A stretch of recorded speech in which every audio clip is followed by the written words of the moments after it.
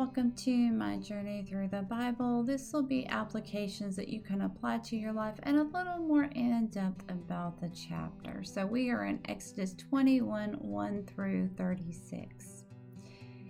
And these laws are pretty straightforward.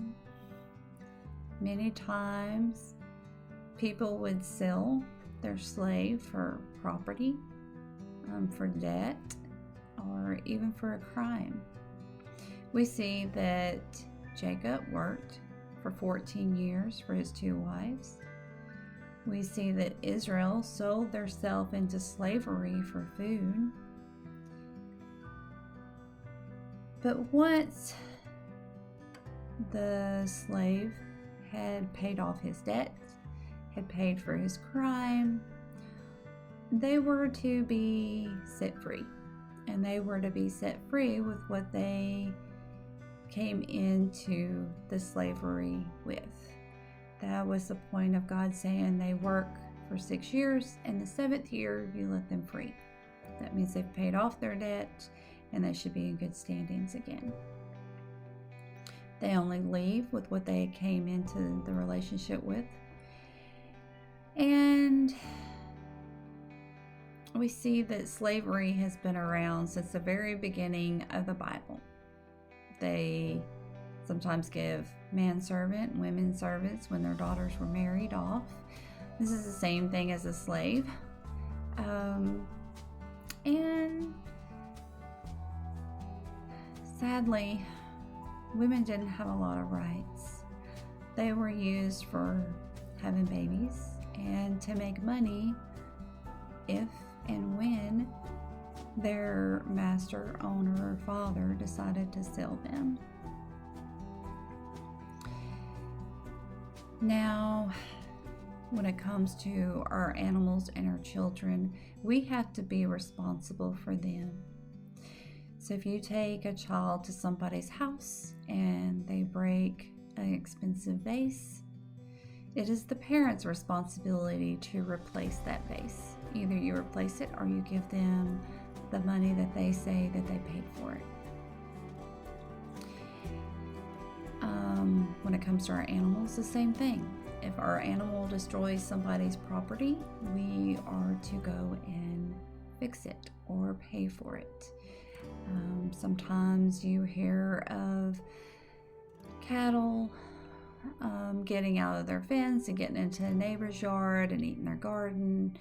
Well, the owner of the cattle has to fix his fence, but then he should also go to the neighbor and pay for the cost of the food that his cattle had ate.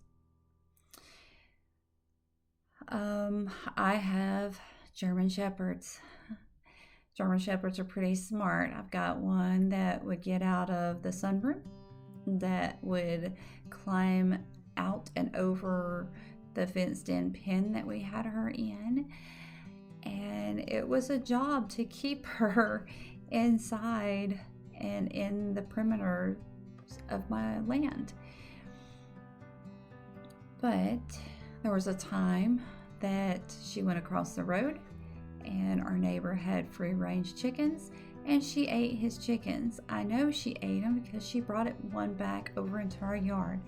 Immediately, I spanked her and put her back inside, and then I walked over to our neighbor's house and knocked on his door and said, "Hey, I'm sorry, but my dog had got out and she came over here and she has ate some of your chickens. I'm not sure how many, so you can count them and you can let me know. I will gladly pay for them, or I will replace them if you want me to. I will go buy you some more. You just tell me what you want me to do and what the price is that you set."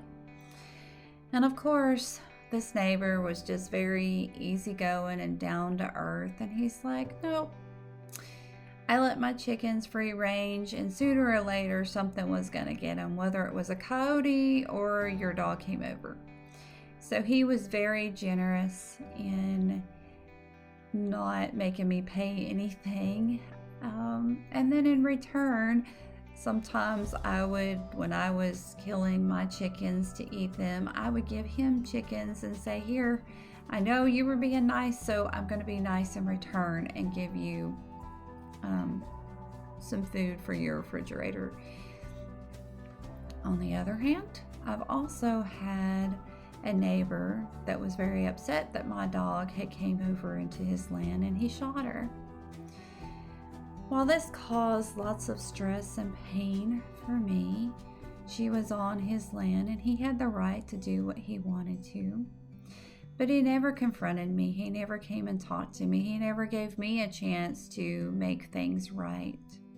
So we can see one side where the conflict was solved and was easygoing and left the peace between neighbors. And we see on the other hand where instead of talking, action was taken, and there's been conflict ever since with that neighbor. So we can see that God made these laws for a reason, and they can still apply today. We also see that God says a life for a life, an eye for an eye, and a tooth for a tooth. Now, this was never meant for us to take things into our own hands. This was meant for a judge to decide this. The judge is to be fair and weigh everything out and then decide who is guilty and what the punishment should be. And if the punishment is too hard or unfair, and if the punishment is too lenient, then it is powerless to teach. So this law was, again, never for us to take things into our own hands. We are to be peacemakers for the most part. The bottom line is that we have to think before we act, and we have to be responsible for our property and anything on our property. That is our children and any animals that we have. And then we also have to think, can we really pay the price for the actions of our children and our animals? And if we cannot, then we need to secure them to the best of our ability. It means we need to keep an eye on our children, hold on to their hand, or hold them so that they don't touch things that they can break. We make sure that our yards are fenced in all the way and secure, and no holes for our animals to get out of them to mess up or violate anything that our neighbors may have.